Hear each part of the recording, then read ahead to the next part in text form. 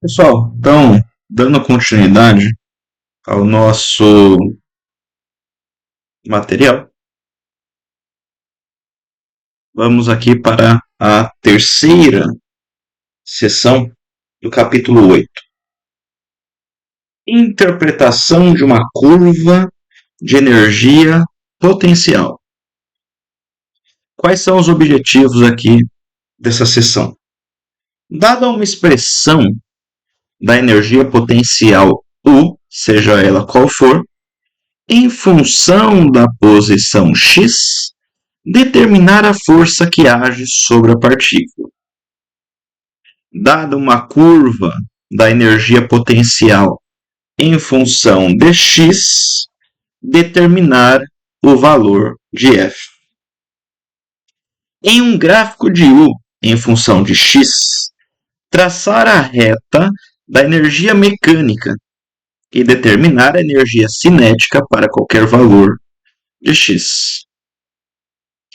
Se uma partícula está se movendo no eixo x, usar um gráfico de U para esse eixo e a lei de conservação da energia mecânica para relacionar os valores de energia em duas posições diferentes. Em uma curva de U em função de x, identificar os pontos de retorno. E, por fim, o último objetivo da seção 3, conhecer a diferença entre equilíbrio neutro, equilíbrio estável e equilíbrio instável. Então, nós começamos aqui dizendo o seguinte: em uma dimensão, a relação entre a força e a energia potencial é dada por f de x é igual a menos a derivada espacial da energia potencial.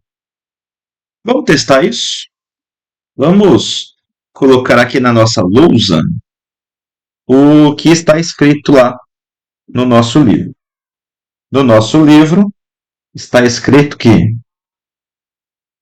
f de x é igual a menos a derivada espacial da minha função potencial. Se nós pegarmos como exemplo a energia potencial gravitacional, ou seja, em relação a y, né, dada uma altura, y, poderia ser h também, a letra aqui não vem ao caso, você sabe que ela é em relação a um plano de referência, como é o caso do chão, dada por mg y. Poderia ser h, mgh. Tá? Se você faz a derivada espacial, o espaço aqui é representado por y. De U de y, você vai ter o seguinte: menos a derivada espacial de mg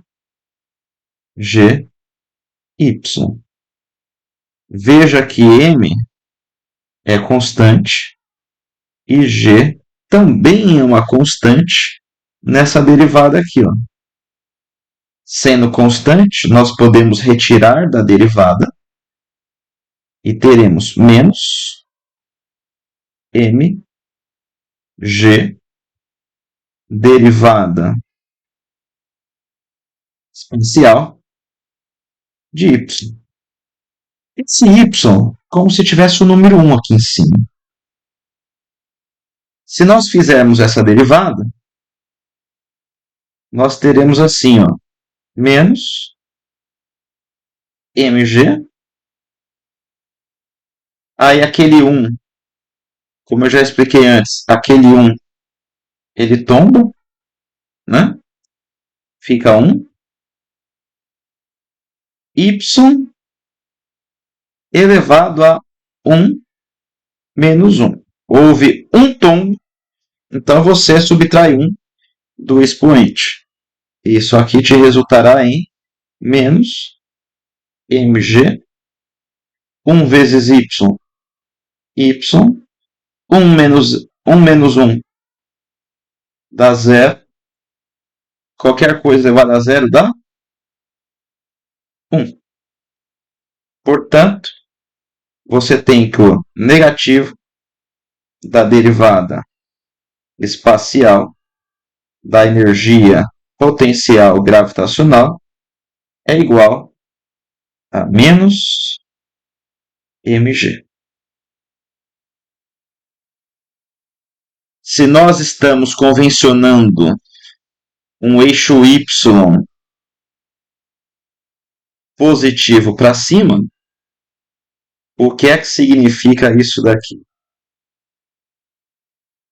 Significa a força gravitacional, né? Ou, melhor ainda, força-peso, onde esse sinal de menos indica que P é uma força que aponta no sentido contrário do eixo definido ali, do eixo y que aponta para cima. Então, P aponta para baixo. Né? É isso que significa. Como isso daqui é uma expressão que carrega ali uma informação, digamos que vetorial, você pode reescrever o que nós acabamos de encontrar assim, ó. O vetor P é igual a m vezes g menos o vetor, ou melhor, o versor unitário j. Eu acho que ficaria melhor escrito assim, ó. Se a gente colocasse aqui esse menos aqui, o mg aqui, e agora sim eu fecho parênteses. Isso, acho que assim fica muito mais elegante. Né?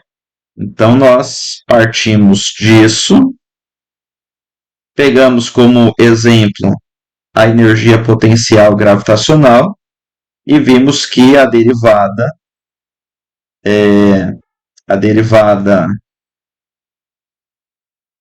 espacial, né, o negativo da derivada espacial, nos fornece força-peso. Vamos experimentar isso aqui.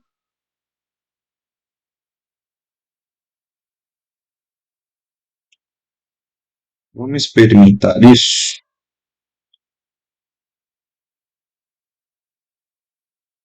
Eu não sei por que meu teclado não está dando Ctrl+C, Ctrl+V.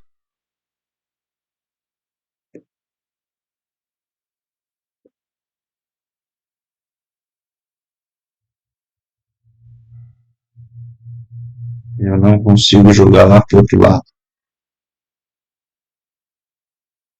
Bom, vou ter que escrever de novo.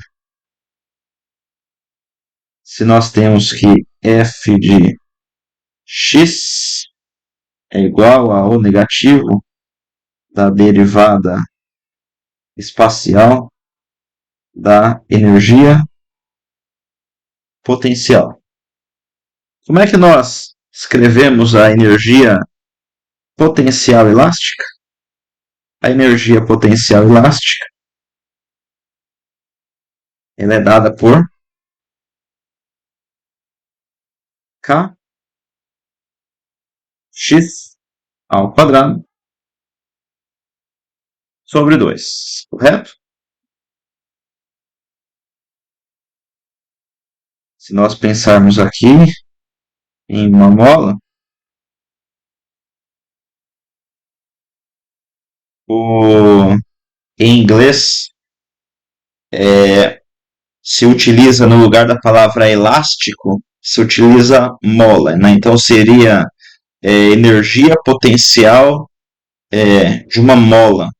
Aí eles utilizam geralmente o índice, o subíndice, que eu sempre esqueço. Deixa eu ver aqui no Google Tradutor. Mola, em inglês, né? Spring. Então eles utilizam o S como referência aí. Ah, então, se aqui for a posição de equilíbrio, se aqui for a posição de equilíbrio e a nossa mola encontra-se esticada, ela vai ter uma certa energia potencial, uma energia potencial associada. E nesse caso, você teria a força que a mola faz sobre o bloco apontando para a esquerda. Portanto, uma força negativa, né? Em relação a um eixo X, em relação a um eixo X que aponta aqui para a direita. Então vamos experimentar isso. Nós temos que fx é menos a derivada espacial da minha função potencial. Nesse caso, kx ao quadrado sobre 2. Nós temos constantes aqui. As minhas constantes são k e o próprio número 2. Por isso eu tiro da derivada. Terei aqui menos k sobre 2. E terei que derivar x ao quadrado. A essa altura do campeonato, eu espero que vocês já estejam aí dominando derivada. E a derivada de x ao quadrado é 2x. Você tem um 2 em cima, um 2 embaixo. Você vai ficar com f, que é a função de x, igual a menos kx. Olha que legal. Se nós pensarmos nisso aqui como sendo um vetor, nós teremos que é menos kx na direção y. Aponta para a esquerda, já que o versor y aponta para a direita. Não é legal isso aqui, ó? Muito bom, né? Bom, espero que vocês tenham entendido. Então, voltando ao nosso material. Assim, podemos determinar a força F de x a partir da inclinação da curva da energia potencial. Ora, o que é derivada? Derivada é a taxa com que algo varia. Nesse caso, varia com o espaço, né? Eu acredito que o materialzinho vai trazer aqui uma curva para a gente. Escrevendo a equação da energia mecânica total, onde a energia mecânica é a soma da energia potencial, seja ela qual for, podendo ter as duas, inclusive, né, que nós utilizamos, energia potencial gravitacional, mais a energia potencial elástica, mais a energia cinética, tudo isso é energia mecânica. Só que a gente simplifica, a gente fala energia potencial, seja ela qual for. Somada à energia cinética, isso é energia mecânica. A simples soma da energia potencial com a energia cinética, isso daqui é chamado de energia mecânica. Podemos determinar a variação da energia cinética com a energia potencial. Ó, se você tem um sistema conservativo, esse cara aqui, ó, é constante, é um número. Esse cara aqui é um número, é constante. Então, se você souber o quanto variou a sua energia potencial, é consequência saber qual é a energia cinética. Para determinar K de x em qualquer ponto, subtraímos o de x da energia mecânica total, que não varia com x, uma vez que você está considerando um sistema conservativo. Os pontos em que K é igual a zero são pontos de retorno. Mas veja bem, o que é um ponto de retorno? Se você arremessa um objeto para cima, quando o objeto estiver no ponto mais alto, a velocidade é nula. Portanto, a energia cinética é nula. O que tem de especial nesse ponto? Que é o ponto de retorno. Ele começa a cair de volta. Tá? Se você pega uma mola você estica, aí você solta. Aí o objeto vai ficar indo para frente e para trás, certo? Aí você tem dois pontos de retorno. Aquele em que a velocidade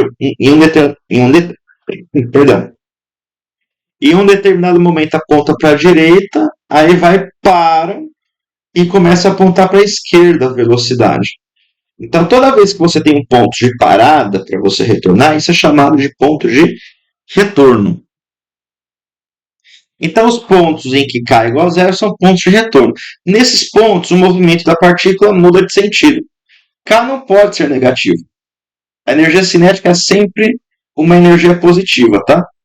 Diferente da energia potencial, que aí depende da sua posição de referência, como eu mostrei na videoaula anterior, utilizando o simulador do FET Colorado. Beleza?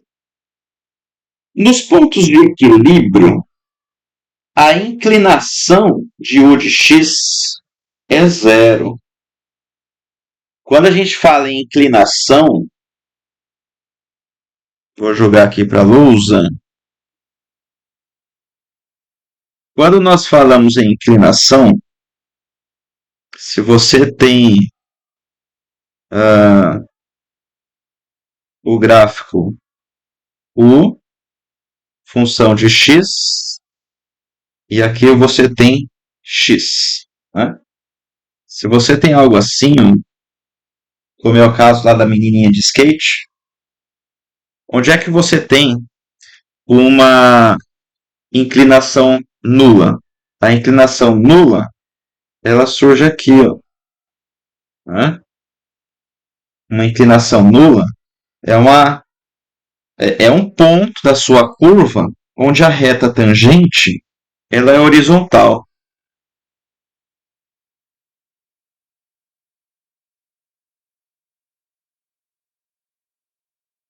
Então, nesse caso, se a gente lembrar do simulador, a menininha, quando ela está no ponto mais baixo, ela está em num ponto de equilíbrio. Tá? Um ponto de equilíbrio, onde se você soltar ela vai ficar paradinha. E esse ponto de equilíbrio vai receber um adjetivo daqui a um pouco. Vamos só avançar mais um pouquinho aqui. Ó. Uma partícula em equilíbrio neutro está em repouso e a força resultante sobre a partícula é nula. Quando a partícula é deslocada ligeiramente, permanece na nova posição. Exemplo, uma bola de gude numa mesa horizontal. Se você tem uma mesa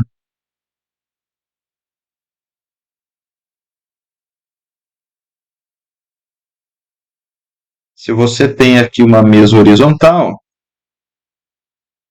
e coloca uma bolinha de gude aqui, se essa mesa estiver perfeitamente nivelada, você pode colocar ela. Opa!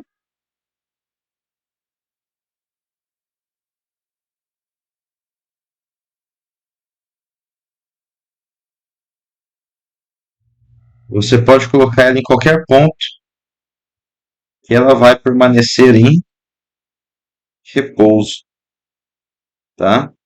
Em qualquer ponto, beleza? Isso é o que significa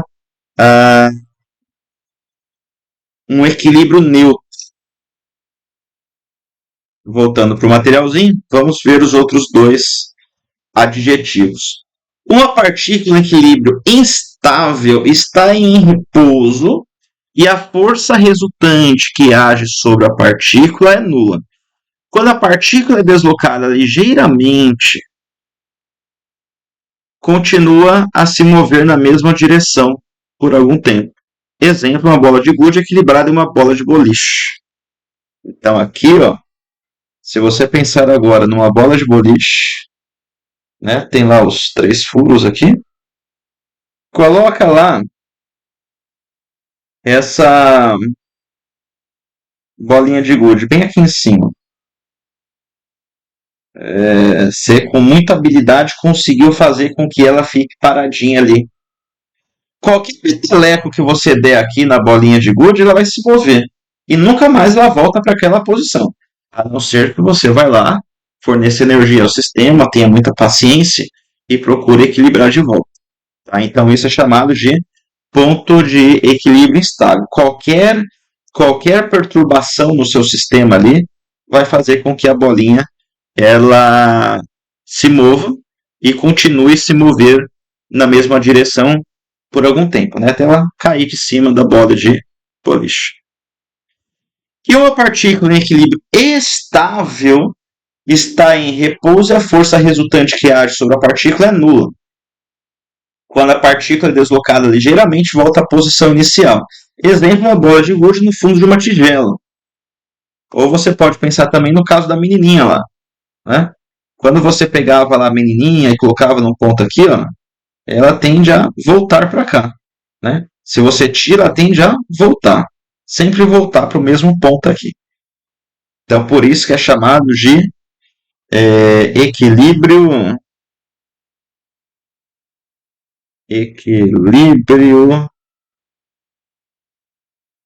estável.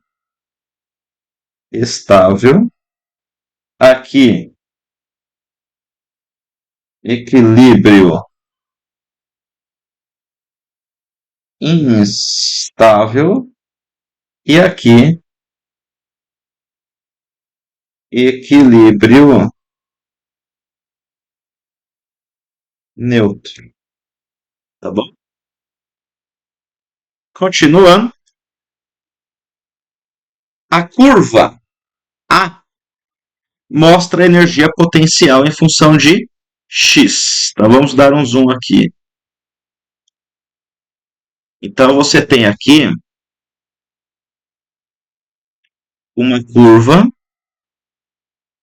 e essa curva ela representa em uma determinada posição, tá? Aqui você tem na horizontal posições, beleza? Não é o tempo, são posições.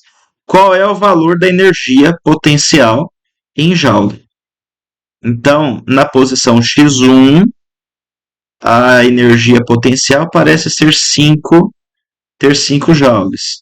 Na posição x2, a energia potencial é 0. Na posição x3, a energia potencial seria 3. Na posição x4, a energia potencial seria 1. Na posição x3 em diante, a energia potencial seria 4.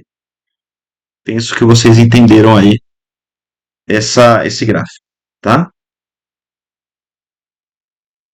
A curva B mostra a força F de x. O que é a força F de x? A força F de x é a taxa de variação ou a derivada num determinado ponto. Então vamos pensar aqui, ó. No ponto x1, vamos identificar o ponto x1. Na curva, o ponto x1 está aqui, né? O ponto x1 está aqui.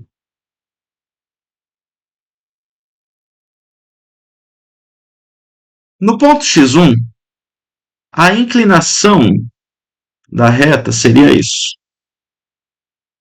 Então você tem uma inclinação e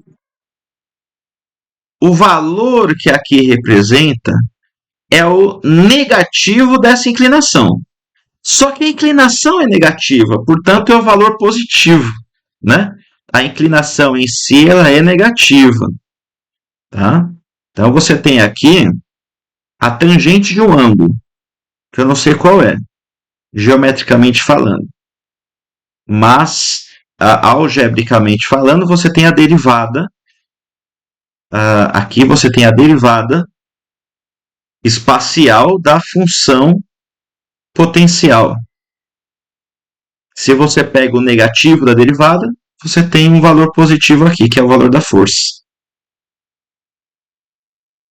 Agora, na posição x2, qual que é a inclinação ali? A inclinação é nula, não tem inclinação. O legal é que aqui você não depende de fazer análise do sinal, né? Porque mais zero ou menos zero é zero de qualquer jeito. Então, o valor da força, né, em x2 é zero. E assim sucessivamente. Tudo bem? Traçando uma reta horizontal, como em C e F, como em C e F, por que ele foi lá para F, né? Mas enfim. Podemos ver as posições possíveis. Vamos tentar entender isso daqui. Olha, se você tem um problema que diz, Vitor, a energia mecânica do seu sistema vale 5. Se tem uma curva aqui, ó, onde eu consigo dizer que toda a energia mecânica está em energia potencial, então nesse ponto aqui, você tem uma energia potencial igual a 5 joules e você tem zero de energia cinética. Aí você deixa o movimento correr e aqui embaixo você vai ter, adotando como referência x igual a zero para energia potencial igual a zero, então aqui você vai ter em x2 uma energia potencial nula. Isso significa que toda essa energia mecânica nesse ponto aqui está na energia cinética. Está se apresentando como energia cinética. Em x3, você vai ter um percentual, que é 3 quintos da energia mecânica em energia potencial, e, consequentemente, 2 quintos de energia cinética. Aqui em x, você teria 1 quinto energia potencial e 4 quintos. Por que quintos? Porque é 5, né? A energia mecânica é 5. Tem uma parte de 5 em energia potencial. Então tem que ter 4 partes em energia cinética. Agora, a partir daqui, você vai ter uma energia potencial constante de 4 joules e uma energia cinética constante de 1 joule e, consequentemente, a velocidade é constante e ela não retorna, ela vai embora, né? Porque não teria o porquê retornar, beleza?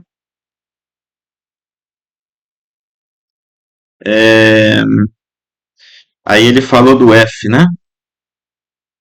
Então aqui, ó, no caso do... Será que seria o F mesmo que ele quis dizer? Deve ser. Então, ó, no F, se você pega essa curva roxa aqui, ó, como sendo a sua energia mecânica, aí você já observa que a partícula ela não consegue sair, não consegue ir além de x3. Porque quando a partícula chega em x3, ela não tem mais energia cinética. Toda energia mecânica dela é energia potencial. Qual que é a única possibilidade quando a partícula chega em x3? Voltar, né? Voltar. Aí ela vai chegar aqui perto de x1, mas não é x1, né? Perto de x1. Nesse ponto aqui, acaba a energia cinética, tudo energia potencial. Qual que é a única alternativa que tem? Voltar, né, e ficar nesse vai e vem. O mesmo acontece se você pegar uma situação de energia potencial menor. Se você solta a partícula aqui dentro, ela fica aqui. Se você solta nesse intervalo aqui, ela vai ficar presa aqui. Se você solta aqui com uma energia mecânica igual a 1, a partícula vai ficar confinada aqui. Se você solta aqui com uma energia potencial igual a 1, aí você vai ter a partícula paradinha, porque toda a energia mecânica está em energia potencial. X menor que x1 é impossível para energia mecânica em C. Vamos analisar aqui o C de novo. Você pode ter um valor de x menor do que x1? Você não pode. Você não consegue trazer o seu sistema para cá, ou para essa região. Porque para continuar subindo aqui, aumentando a energia potencial, você teria que ter mais energia mecânica, né? Porque energia mecânica soma potencial mais cinética. Você já retirou toda a energia cinética, sobrou só isso de energia potencial, você não consegue subir mais. Tá?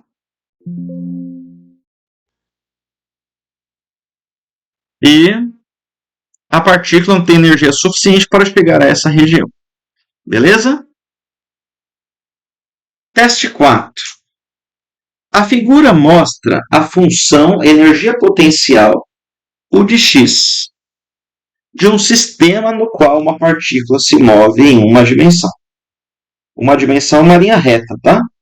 Caso alguém não tenha compreendido isso aí. Ordene as regiões AB, BC e CD de acordo com o módulo da força que age sobre a partícula. Então, vejamos. Se nós retornarmos aqui nas nossas anotações, nós teremos que a força é o negativo da derivada espacial. Então, pois bem. Vamos pegar aqui AB. Em AB, você tem uma inclinação que é negativa. Tá? Uma inclinação que é negativa. Portanto, a força aqui ela é positiva. É uma força positiva. Guardem isso. Em AB, é uma força positiva. Ele tem ordem decrescente. Em BC, a inclinação é nula. Se a inclinação é nula, a força é zero. Aí não tem nem por que você ficar preocupado com um sinal negativo. Em CD, a inclinação ela é positiva. Se a inclinação é positiva, a força é negativa. Portanto, nós teremos nessa ordem que está aqui, já como resposta do item A. Você tem ordem decrescente. A força é maior em AB, a força é menor em BC e a força é menor ainda, uma vez que é negativo, em CD. Tá? Então, de acordo com o módulo de força... Ah, pessoal, desculpa. Ele está falando do módulo da força. Vamos lá. Vamos lá. Então tá. Veja bem. Inclinação AB e inclinação CD. Qual inclinação é mais acentuada? AB ou CD? Exatamente, CD. CD tem uma inclinação mais acentuada. Então, em módulo, ou seja, ignorando-se o sinal, CD apresenta uma intensidade de força maior do que AB. Então, a nossa resposta é, ignorando-se o sinal, né?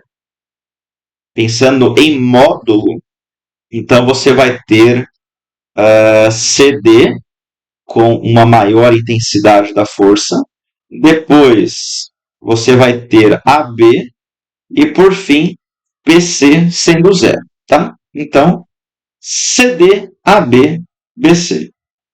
Item B. Qual é o sentido da força quando a partícula está na região AB? Opa! A inclinação é negativa, então a força ela é positiva. Se a força é positiva, ela tem o mesmo sentido de x, tá? Então, mesmo sentido de x. X crescente. Vamos ver a resposta se o professor acertou? Então, você tem lá CD, AB, BC e a resposta da B para a direita. Por que para a direita? Porque é no mesmo sentido de x. Tá bom? Então é isso. Encerramos aqui a terceira sessão do capítulo 8.